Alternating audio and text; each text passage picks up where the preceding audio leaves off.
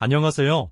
오늘은 광고보다 더 광고 같은 멋진 파노라마 사진 찍는 방법을 알아보겠습니다. 그럼 시작해 볼까요? 스마트폰 카메라 앱을 실행하게 되면 셔터 버튼 위쪽에 기본 메뉴들이 나오게 되죠.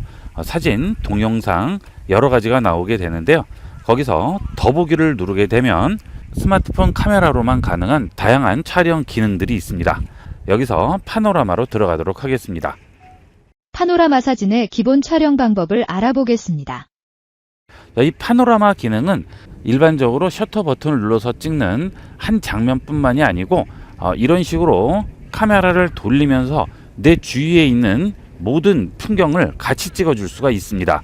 이런 게 파노라마의 장점이죠. 그런데 이 파노라마로 좋은 사진을 찍기 위해서는 지금같이 풍경이 사방으로 둘러싸진 그런 풍경이 좋고요. 일렬로 쭉 늘어서 있는 풍경은 왜곡이 많이 되기 때문에 이쁘게는 나오지가 않습니다. 제자리에서 카메라를 돌리기 때문에 일렬로 늘어서 있는 풍경의 경우에는 현재 카메라가 보고 있는 거리와 돌렸을 때 저쪽에 있는 거리가 상당히 많은 차이가 나게 되겠죠. 그래서 내가 서 있는 위치 주위로 둘러싸여 있는 풍경의 경우에는 원형으로 둘러싸여 있기 때문에 모든 거리가 거의 동일하게 나오게 되겠죠. 그래서 내가 서 있는 위치 주위로 동그랗게 둘러싸여 있는 풍경일 경우에 가장 잘 나오게 됩니다. 그 다음 파노라마로 찍을 경우에는 0.5배와 1:1 배율 두 가지로 찍을 수가 있습니다. 당연히 0.5가 되면 광각이 되기 때문에 좀 더 많이 왜곡이 되겠죠. 그렇지만 좀 더 넓은 구역을 찍을 수 있고요. 1:1 배율로 하게 되면 크게 나오는 대신에 0.5배에 비해서는 왜곡이 줄어들게 되겠죠. 일단 한번 찍어 보도록 할까요? 여기서부터 찍어 보도록 하겠습니다. 셔터 버튼을 누릅니다. 그러면 현재 위치에 멈춰 있는데요. 한 방향으로 움직이기 시작하면 알아서 그 방향을 감지해서 사각형 모양이 따라오게 되죠. 이런 식으로 한 방향으로 움직이게 됩니다. 멈춥니다. 그 다음 찍힌 사진을 보게 되면 이런 식으로 주위 풍경이 넓게 찍히게 되겠죠. 저는 지금 삼각대에 고정을 해놓고 돌리고 있기 때문에 지금 중앙에 있는 이 하얀 박스 상단과 여기 있는 하단 부분이 동일하게 움직이게 되겠지만 만약에 손으로 들고 찍게 되면 이게 위아래로 움직이게 되겠죠. 손으로 들고 찍어 볼까요? 그러면 이렇게 위아래로 진동이 있을 수밖에 없습니다. 이렇게 되면 아무래도 사진의 결과물이 좋게 나오진 않죠. 이렇게 위아래로 움직임이 있더라도 벗어나는 부분은 알아서 잘라주게 됩니다. 그래서 상하단에 있는 빈 공간은 자동으로 없어지게 됩니다. 하지만 움직임이 상하로 너무 많으면 제대로 나오지가 않겠죠. 되도록이면 상하 움직임은 최소한으로 한 상태에서 제자리에서 회전하면서 찍으셔야 됩니다. 위치가 바뀌게 되면 결과물에서 피사체들이 중복해서 나오거나 밀려서 나오게 됩니다. 한번 걸어가면서 찍어 보도록 하겠습니다. 어떻게 나오는지 결과를 보도록 하겠습니다. 이렇게 제가 걸어가면서 찍습니다. 이렇게 찍게 되면 사진이 밀리게 돼요. 결과물을 한번 볼까요? 멈추겠습니다. 지금 이게 걸어가면서 위치가 바뀌면서 찍힌 사진인데요. 확대를 해보시면 어때요? 이런 가로등이 중복해서 나오죠? 이런 문제 때문에 제자리에서 찍는 게 가장 좋은 결과물을 만들어냅니다. 되도록이면 걷지 마시고요. 정확한 위치에서 회전만 하면서 찍어 주셔야 되겠어요. 그런 식으로 찍게 되면 여러 가지 효과를 연출할 수가 있습니다. 세로로 찍는 파노라마 사진의 기본 촬영 방법을 알아보겠습니다.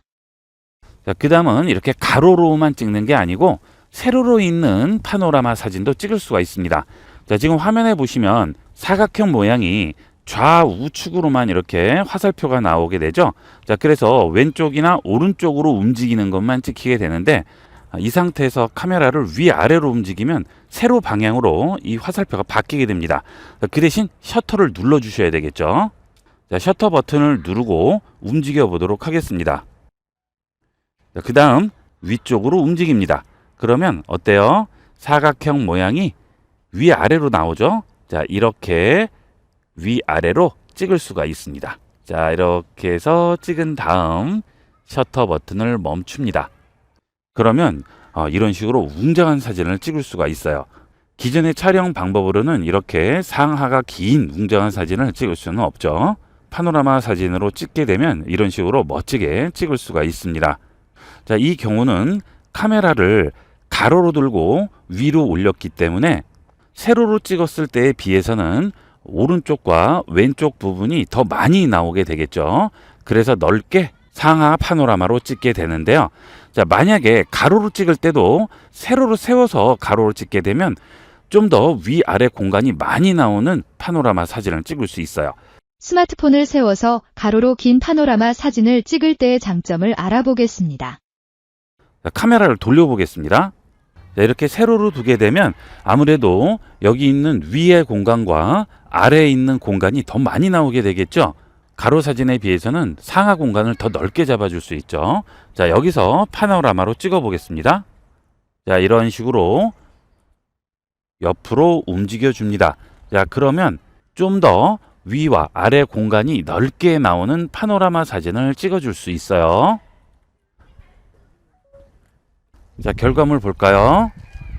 자, 그러면 좀 더 넓게 나오죠. 이거는 여러분들이 보시고 판단을 하시면 되겠습니다. 찍어 보시고 가로 사진이 나을지 세로 사진이 나을지 주변 풍경에 따라서 달라지게 되겠죠. 지금 제가 찍는 장소의 경우에는 아래쪽과 위쪽에 별다른 게 없겠지만 만약에 빌딩들이 높이 서 있다거나 또는 아래쪽에도 여러 가지 피사체가 많이 배치되어 있을 경우에는 세로로 찍게 되면 좀 더 웅장하게 찍을 수가 있겠죠.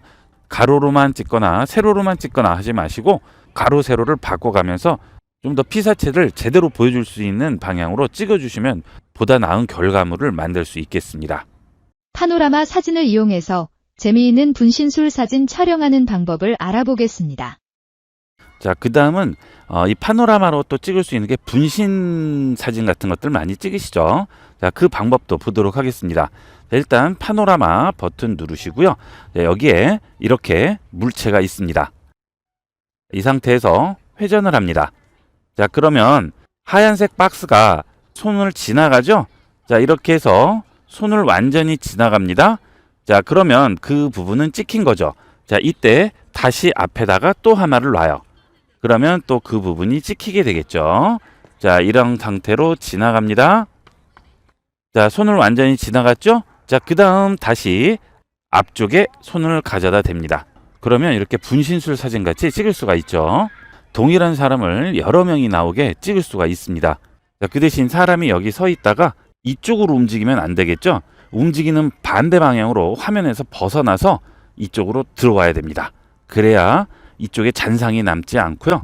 여기서 새로 찍히게 되겠죠. 자, 그래서 여기에 사람이 서 있고 카메라가 그 사람을 완전히 지나가면 그 사람은 그 위치를 벗어나서 이쪽에 와서 서 있는 거죠. 카메라 바깥에 서 있어야 되겠죠. 자, 그러면 다시 지나가면서 그 사람이 찍히게 됩니다. 자, 이렇게 완전히 지나가게 되면 그 다음 또 왼쪽에 와서 서 있겠죠. 그때 화면 안으로 들어오면 안 되는 거예요. 잔상이 생겨서 바깥쪽에 서 있어야겠죠. 자, 그러면 카메라가 돌면서 또 찍게 되겠죠. 자, 그래서 완전히 벗어날 때까지 서 있어야 되겠죠. 자, 이런 식으로 분신 사진을 찍을 수가 있어요. 자, 분신 사진을 찍을 때 첫 번째 생각하셔야 될 부분은 자, 이렇게 피사체가 카메라 앞으로 지나가 버리면 그 잔상이 남기 때문에 피사체는 지금 현재 찍고 있는 이 카메라 뒤편으로 돌아가야 되겠죠. 자, 예를 들어서 카메라가 피사체를 지나갔어요. 그러면 피사체는 이렇게 카메라 뒤를 돌아서 그 다음 찍을 위치로 가서 서 있어야 되겠죠. 자, 이런 방식으로 찍어야만 잔상 없이 제대로 깔끔한 분신술 사진을 찍을 수가 있습니다. 자, 그러면 찍어 보도록 하겠습니다. 자, 파노라마 버튼을 누르고 촬영을 시작하겠습니다. 자, 이렇게 카메라를 움직입니다. 그래서 피사체가 더 이상 보이지 않을 때까지 카메라를 이동하겠죠. 자, 그러면 이때 피사체는 움직입니다. 자, 그래서 피사체가 위치하게 되면 그러면 이제 카메라를 움직여서 그 피사체를 또 지나가게 되겠죠. 자, 그래서 피사체가 보이지 않을 때까지 움직이고요.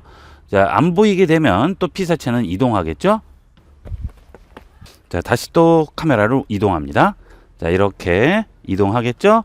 자, 이동한 다음 다시 피사체가 보이고 보이지 않을 때까지 움직인 다음 그 다음 피사체는 또 이동하게 됩니다.